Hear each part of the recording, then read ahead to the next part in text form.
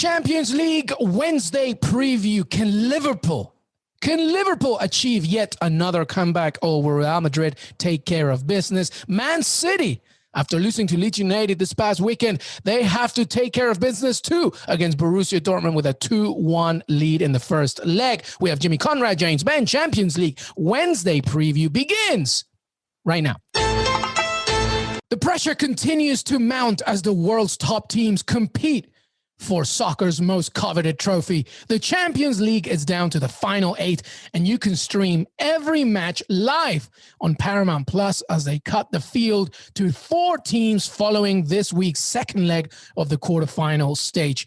Don't miss a minute of world-class soccer, including PSG against Bayern Munich and Real Madrid against Liverpool. Paramount Plus, live sports, breaking news, and a mountain of entertainment. Go to ParamountPlus.com to try it for free.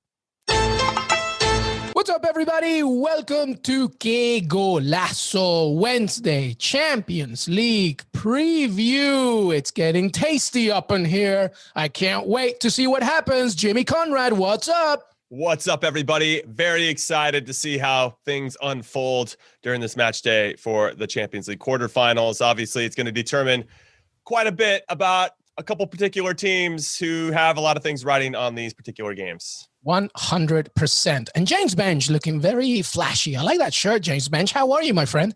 I'm very good, thanks. Summer has arrived in the UK. The pubs are open again. I'm doing this in between drinking sessions. I love it. Like a true Brit. I love it. I love it. Hey, everybody. Welcome Champions League Wednesday preview. Let's get straight into it. Let's do it. Jimmy Conrad, Real Madrid with a very good lead against Liverpool. Obviously, we've just heard news. Sergio Ramos testing positive for COVID, but he wasn't going to play anyway. But Lucas Vazquez, not available. I know that you've got a special relationship with Lucas Vazquez. But talk to me about this game as Liverpool look for a comeback once again against the Spanish side in the Champions League. Well, I just want to start with a shout out to Liverpool for winning their first home game of the season at Trent Alexander-Arnold's of 2021, I should say. Well done. Trent Alexander-Arnold scoring very, very late. He needed that goal for his own confidence. Very good against Arsenal a couple days later. Not so good against Real Madrid, as James Benge wrote on CBS Sports. A masterclass in bad mistakes, I think you said, James Benge. So difficult to remember. It is. You write a lot of words, a lot going through that brain, especially between drinks. So what I wanted to say was that there are a couple things tactically we can get into about Liverpool that I think could solve a lot of their problems. But every time I get maybe down on Real Madrid, or I don't think they have enough to do it, they figure out a way to make it happen. And I think this is where Zinedine Zidane, the manager, is at his best. He really figures out a way to push the right buttons, get the right lineup up there, get all of his team buying into the tactics. That's not an easy feat as well, especially when you have as many personalities as he does. So what I find interesting, here's a stat for you guys to consider. Real Madrid are on a 13-game unbeaten streak. During those 13 games, they have not given up more than 1 goal. Doesn't matter who's in their back line, have not given up more than 1 goal in any of those games. They've won 11 of those 13, and the other 2 have been 1-1 draws. Liverpool obviously have some world-class talent, and all of a sudden they can come out of nowhere. They just haven't come out of nowhere this season. And so when you look at that trend and when you look at how they're playing, and when they're coming off a week of beating Liverpool when nobody thought that they would, and then they beat Barcelona in El Clasico, you add that confidence factor into how they're already playing. And I think that makes a big difference. So I'm really going to kind of lay the groundwork for any betting or odds I'm going to give you. I almost said bods. I think I'm going to make a new word about betting and odds. Bods, everybody. So that's I'm going to lay the groundwork there, and I want to get your guys' thoughts because maybe it'll influence me in some capacity. All right. Well, James Benge, there was a lot of Real Madrid talk there, rightly so, doing really well, and rightly so. They have the lead against Liverpool, but we have seen a Jurgen Klopp resurgence every now and again, albeit obviously with a crowd. So Klopp did talk about this. You tweeted it, I believe. Even wrote about it. I can't remember, but you do so much content. I can't remember, but he was basically saying, listen, we can't take a comeback for granted, especially we have to create our own atmosphere, etc. So talk to us a little bit more about this game, Liverpool specifically. Yeah, I mean, from Liverpool's perspective, he didn't seem entirely comfortable with the label. comeback kings, but equally he didn't like the idea that Liverpool aren't comeback kings because they are. This will be the 5-year anniversary of when they beat Dortmund in the Europa League, coming from behind. Obviously, it's only a few years since that remarkable night against Barcelona. But look, it feels like a cliche, but that's a game where Anfield sucked the ball into the net. It was a game where 50,000 supporters just willed the game to go in one direction and the opponents couldn't. Now, I've been at Anfield behind closed doors. I think more so than any ground, it feels vast. The main stand sort of is looming down on these players. The Kop doesn't feel like the Kop. Naturally, it doesn't. There's not, thousands of Liverpool supporters there. And that's something they've struggled with. This is a team that's built on intensity in every sense of the word, especially that emotional intensity with their own supporters. And I think, you see that as well. And look at who the players are that have been struggling. Sadio Mane is as intense as they come. He's as driven, energetic, and he is having, I don't think we talk quite enough about how poor his season has been. 10 goals, his shooting numbers are down, even though he has the same quality of shots. He's shooting far more inaccurately, scoring far more infrequently. And I think he's one of those players that kind of reflects all the great qualities of Liverpool. I'm sure he'll come back into the team. Obviously, he was dropped against Aston Villa, but considering they weren't that much better up front, I would think he will come back in. And we can talk about pressing tactics, sorting out, protecting Trent and everything. But I think that's what just means I don't quite believe that it's on for Liverpool. Is this the Diogo Jota problem, James? Do you think? Is this inclusion an issue with Sadio Mane? And Jimmy, obviously, feel free to chime in. I think it's a real problem in that whoever you take out, you're losing one of your two best pressers. Yeah, in the front line. You go back and watch Toni Kroos's goal. Interesting that Klopp is like, we didn't really do anything wrong there. I mean, Jurgen Klopp knows better than me. But no, we know better than Toni Kroos drops to just sort of level with just in front of his centre backs, picks up the ball, and you can see Jota. I've watched this clip a lot. Jota, Keita, Mane are all within about 15 yards. Not so near, but near enough that you could make him worry. None of them press him. None of them get near him. Toni Kroos is like, okay. And there's 40 yards of space in behind. It is a brilliant pass. But it's like the easiest brilliant pass Toni Kroos is going to play because high line, no pressing, Toni Kroos, you know what's going to come of this. So I think Firmino has to be in this team. It absolutely has to be. He's the first player I'd have on the team sheet. I know that is like the ultimate stats nerd thing to say, isn't it? That it's like, oh, you've got to have Firmino for his pressing. You're going to need someone to score goals. But Jota... What I wanted to jump in and say was that when the game tipped in the balance for Liverpool against Arsenal is when Firmino started and then Jota came in for Andy Robertson of all people. I don't know if you have to make that sub per se, but I think there's something there because after Jota came in and they kept all four of those guys in, you had Firmino, Jota, Mane, and Salah all on the fields. They scored 3 goals in the next 30 minutes and it was done. And there was only one team on the field and Arsenal had no answers for it. Now, I think Real Madrid will have some answers for it. I'm sure that they've looked at that game in particular because at some point, Liverpool's going to have to press and go for it and bring on that extra person that's maybe not Shaqiri, who's as cute as a button, by the way. I'm a big fan of Shaqiri. He's in the list. He's in the group. He's in the cute as a button group for sure. Him and Papu Gomez, but and Ever Banega. There's a whole bunch of them. But Dax McCarty, if you want to get some MLS left. But what I find interesting about the play that you bring up about Toni Kroos and Jurgen Klopp saying we didn't do anything wrong. That's for me, it's defending 101. If there's no pressure on the ball, you have to drop off. And I think one of the tactical things that Liverpool could do that would have saved them on those first 2 goals against Madrid in leg 1 is just drop off. I'm not asking you to drop off 5 yards, right? Where it's going to create these other gaps that then Real Madrid can exploit. It's just a yard. It's 2 yards maybe. And if Trent had been back a yard, he would have headed out that ball. That wouldn't have gone to Ascencio. If Kabak or Phillips had been back a yard, right? He would have cut out that pass to Vinicius Jr. over his shoulder, or Trent could have got there as well. So yeah, I don't buy what Jurgen Klopp's selling. I think he's protecting his players there, and I respect that. But yes, there's obviously a lot of things that those players could have done different.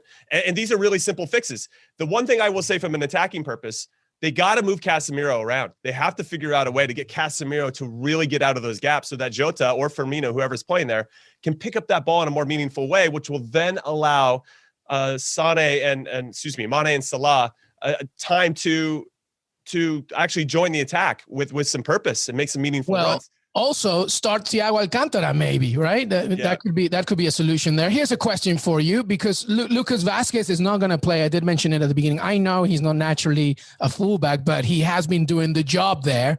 And now there's another task that Zinedine Zidane has to do. So I'm wondering how that's going to look. And by the way, just one quick note. I'm totally about the Anfield thing. Like, you need your crowd, etc. But don't tell that to Real Madrid, who have been playing, by the way, in their training stadium, because Bernabeu is being under construction. So, like, I think at this point in the season, you got to throw all those crowd arguments out of the way. You just got to go and get the job done. But let me go back to Vazquez. How does Real Madrid deal with this? How does Liverpool handle it? James Benge, you first. Is there anything that they can attack there? Andy Robertson, will he have more of a day perhaps on Wednesday? He might do. He's another one though that we don't talk about how well we do, but he's been off. His not as good as he could have been. Right. Yeah. Isn't what it was. But yeah, you gravitate along that side, really. I mean, I'm with you. I'd love to see Thiago in this team, actually pressed better than Keita, which you kind of thought was why Keita was in the team. But yeah, you've just got to find the positions to overload. I'm guessing it's a sort of not fully fit Odriozola that comes in, who's not great. And that's what you're going to have to do. You're going to have to find anything approximating a weak spot. And that can play into what Jimmy was saying, that then Casemiro gets dragged across. Perfect. Casemiro is moving into the right channel. That space for Mo Salah to attack, that space for be it Wijnaldum or Thiago to make late runs.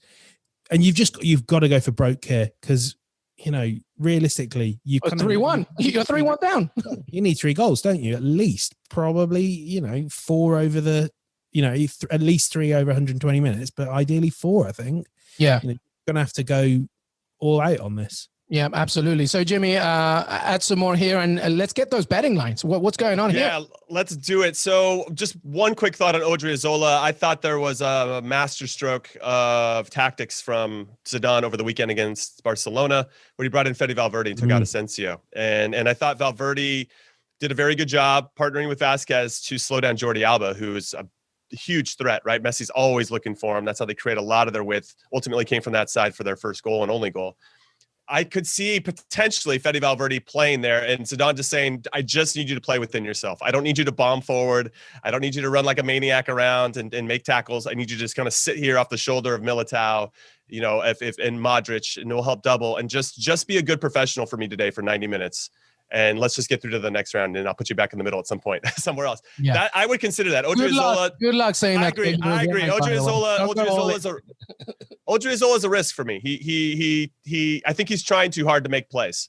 And when you're a younger player and you see that Zidane is putting Vazquez in front of you're the right back. You're like the backup right back. And the boss is deciding, I'm going to go with a winger to actually play right back, because I don't think you're good enough. You're going to go out there and try to prove yourself every single play, and I think he puts himself at risk and gets pulled out of position. Different conversation. Let's get to the bets.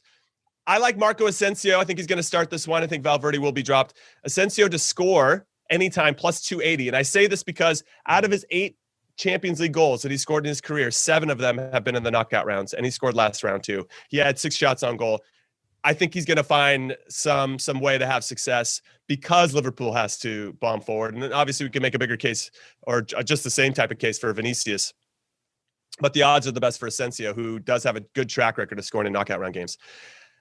I just want to say this, and I know Lisa's our producer is listening. Thiago Alcantara is an absolute maniac when he gets in these games. He's a former Barcelona guy. He hates Real Madrid with his passion, right?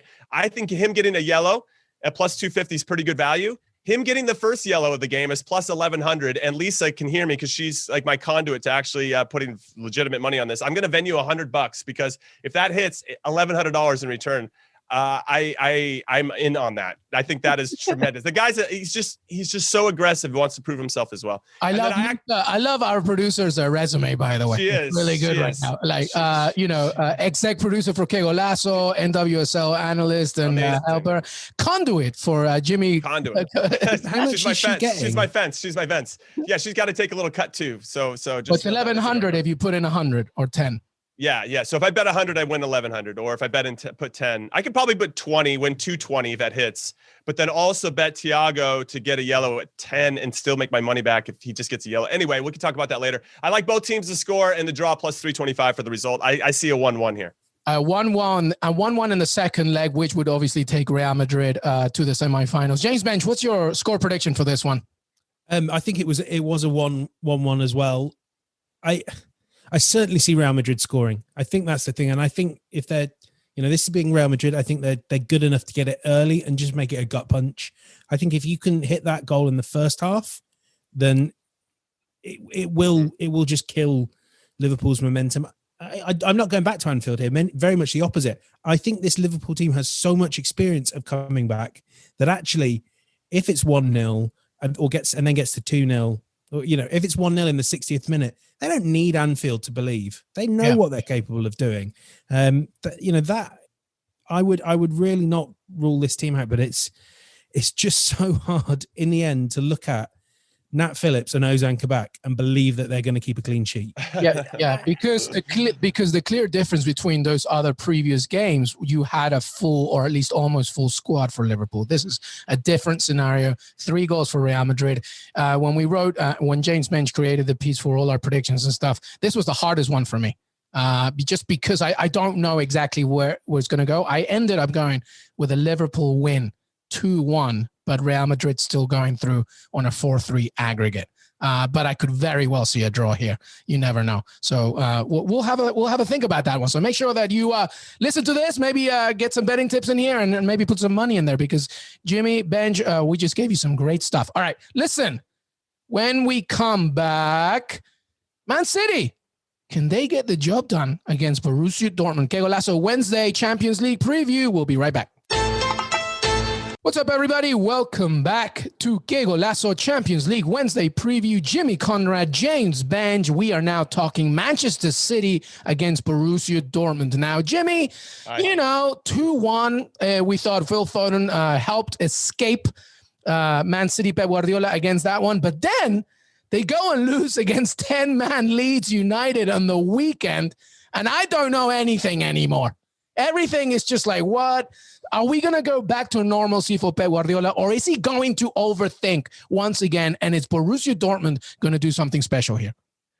I wanted to state for the record with regard to this game, every time City have lost this season, which hasn't been very often, but every time they've lost, the following game they've won. So they have a really good track record of not feeling too down on themselves, which isn't a big surprise given the incredible amount of talent they have on their team. Dortmund, for me, had a 3-2 results. They beat Stuttgart 3-2. They were down 1-0, so they showed a little pluck. They showed a little fight. But if you give up a goal to Man City, this is going to be really tough to get back into. Very similar to what Benge said about the back line for Liverpool.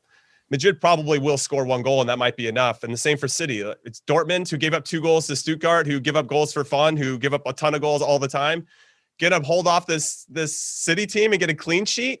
I mean, we saw Leeds, I guess, hold on for dear life. I think that was the biggest difference in expected goals of all time. And 0.10, I think, for Leeds, and they scored 2. And it was over 3, I think, for Man City, if you guys are into the XG stuff. But for me, I get worried about a team, Luis and Benge, when they're not creating opportunities. Like when Liverpool only got 1 shot on goal against Madrid in leg 1, that's cause for concern. You're like, okay, we need to figure out how we're going to get anything going and generate anything of consequence. When I look at what happened against Leeds, they got 29 shots and they just didn't have their finishing boots on. So I'm not ultimately that worried about City. I will say the only thing that gives me pause with regard to them is the fact that they got Chelsea in the FA Cup semifinals on the weekend. And that's something that they're going to have to consider, right? It comes into their Pep Guardiola's got to be thinking, okay, can I roll out everybody? I'm pretty sure he will. Obviously, this is a meaningful competition. He's never gotten past the quarterfinals before managing City. So he's going to want to get over this hurdle. Chelsea does have an extra day of rest because they're playing the day before in the Champions League. So I don't know, a lot of things to consider. Obviously, Erling Haaland's going to get all the hype and all the love, and rightfully so. He's been tremendous this season. I thought they did a pretty good job, all things considered, handling him. Ruben Diaz didn't play this weekend. He should be fresh. Haaland did, So I still think City are going to win. I'm trying to build somewhat of a dramatic narrative here for you guys, but I think City's just got too much. Yeah, I mean, it's a fair argument. And James Benge, I mean, one of the things that I actually said last week was that Erling Haaland wasn't going to score against Man City last week because they're so good at protecting that box. And you rightly brought up as well Miguel Delaney's excellent independent piece about how his most of his productivity actually is inside the box. I'm wondering if Erling Haaland is going to learn that lesson, right? But the other point here, can we give any injury updates? Is Jadon Sancho available for this one? I don't think so. I'm not. That's a big deal, yes? That would be a very big deal, because you saw that Haaland had to do a lot more for himself. He had to fend for himself. And, we nearly saw, it's interesting that we go, it was a quiet game. I mean, he did also absolutely decimate Ruben Dias with one attack in like the 48th minute, where Dias goes flying to the ground, and it takes a really good bit of goalkeeping from Ederson to deny him. And he got the assist. But I just, that it was a really poor performance by Man City by their own standards. I think people, there's a temptation to say this is Guardiola overcomplicating things. I really like them when they play the strikerless Kevin De Bruyne he's not a false nine. He's like a target man attacking midfielder, but no, he obviously doesn't win any aerial balls because this is City. I like the way they play like that. And I think it's probably their way of being effective. They just kind of need a bit more from the players around De Bruyne. I thought Bernardo had a quite poor game last week. Mahrez, it just had one of those Mahrez games, not the ones where he devastates the City right. And it was all kind of really down to Phil Foden. But that's the thing is, I look at this and go, that was bad from City by their own standards, worse than they were against Leeds, which was just a silly game, just absolute silliness. And they were pretty bad by their own standards, and they won, and they deserved to win. And by the way, it was so weird because they only used one sub. Gabriel Jesus was the only one that came in that game. And I think it was a lesson where like Guardiola was like, all right, maybe this one was one where I probably needed a number 9. I'm not sure. I really shouldn't have had Bernardo Silva above De Bruyne and Foden and Mahrez, but they only used one sub, which was kind of remarkable to me. Taking in mind they have like, a plethora of talent on that bench, Jimmy Conrad. So you still see Man City winning. Will it be as tight, do you think? Or is Borussia Dortmund going to try and maybe make this even more interesting? No, I think that for whatever reason, maybe similar to PSG in some ways, that they just bring a different sauce, a different type of gravy and juice to the Champions League. And they proved that against Sevilla in the previous round. They're like, okay, all right, doesn't matter what their domestic form is. They're still going to come out here and punch, And so I suspect that we'll probably see a little bit of that. I think we'll see a little bit more of a disciplined back four. That said, I just think that possession by death of Man City, that we've seen him though, Pep Guardiola, that is, overthink this before. And maybe he got some of his selections wrong with regard to that first leg. But to Benge's point, yeah, maybe they didn't play well, but they still got a result. And that's a sign of a champion for me. I could see them doing that again. And I really like Benge's point of them trying to put this game to bed early and trying to score and really putting Dortmund to the sword as quickly as possible to kind of kill their spirit. That said, Dortmund does have some pluckiness to him. And I think Erling Haaland could find his way of getting into the back of the net. Obviously, he still has a lot to prove, potentially to future employers here with Manchester City. So with regard to my bets, I like a 2-1 overall. I think it's going to replicate the scoreline. Both teams to score and City to win is plus 185, if I'm not mistaken. Sorry, I just had it up. And 185. I like Kevin De Bruyne to score anytime. He's got 5 in his last 7. The guy's on fire right now. And I just think he's going to get a couple good looks against this Dortmund back 4, back 5, whatever they end up playing. That's plus 185 as well. And then I actually wanted to get your guys' thoughts because of there's a cool, halftime props, like who wins the first half and second half, or if it's going to be a draw.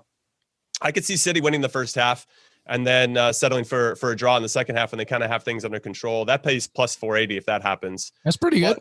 But if City win the first half, or if they win both halves, that's plus 330. That's the favorite in that. Draw first half. So I don't see a draw in the first half, but if you guys want to consider it, and then City win the second half, that's plus 375. Yeah, well, me and my sis, Jenny Chu, actually went for the same exact prediction on the website. I don't know. I'm drinking the same thing I drank when I predicted 3-2 PSG. That's never going to happen again, but I actually think it's going to be Dortmund leading the first half and then Man City maybe getting something. But I have it as 2-2 here, James Benge, and then Man City going through 4-3 aggregate. I don't know why. I just feel... Wait. You have Dortmund winning the first half and Man City winning the second half? Yeah, just as you're talking, I have Dortmund winning the first half and then Man City coming back. Whatever it is, it ends 2-0. Okay, so and then Man City winning on aggregate 4-3. All right, Dortmund win first half and City win second half. That's plus 850 on William Hill. $10. You never know. Why not put your money behind it? I got somebody that could help us with that. Get some bets done. Jimmy, at least a Roman. Jimmy, I'm Peruvian. I have a lot of people. James Benge, what do you think? Am I crazy? 2-2, but Man City go through? Well, yes. I mean, I just look at your predictions and go, well, I'm not doing that. And more often than not, I am vindicated. Well, not last week, James Benge.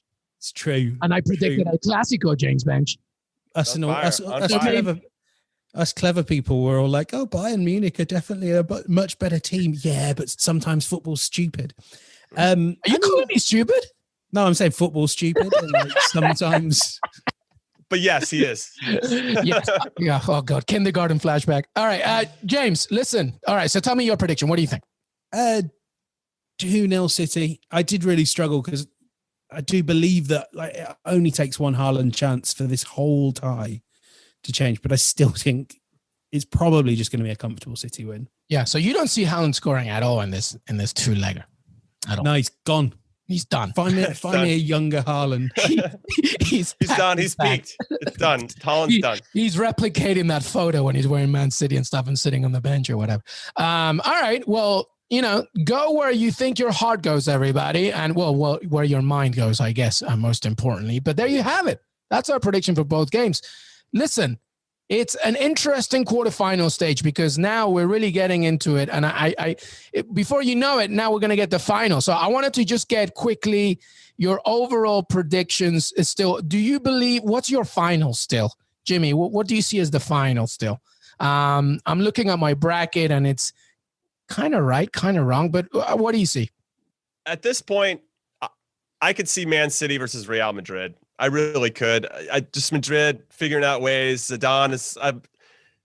We should never doubt Zidane, given how much success he's had in this competition. Yeah, never again. I don't know. It's so all over the place, but that's where I'm leaning. Just kind of giving current form.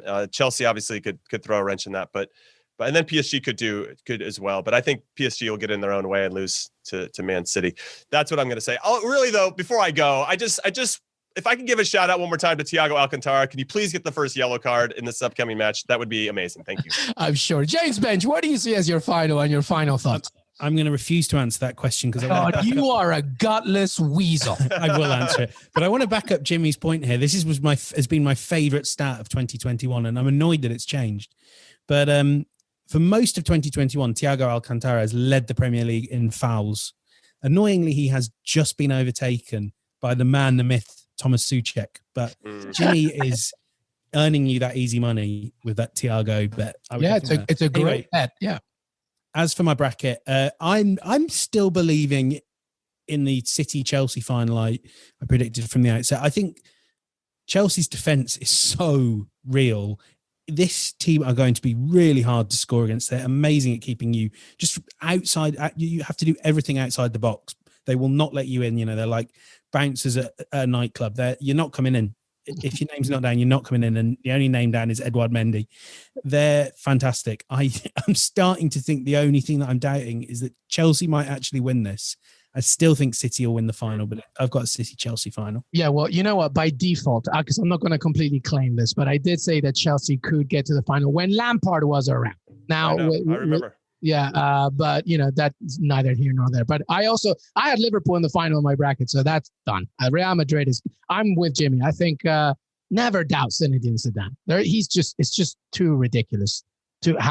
Listen, they could end up going to the Champions League final, winning La Liga, and that's a pretty good season for them. Amazing. Once again, incredible. But that's it. That's our Champions League Wednesday preview. I hope you enjoyed it. Make sure that you follow James Benge on Twitter. Read all his content on CBS Sports. Jimmy Conrad on Twitter and Instagram and Twitch. I mean, he's everywhere, and we love it. Jimmy, thank you, brother.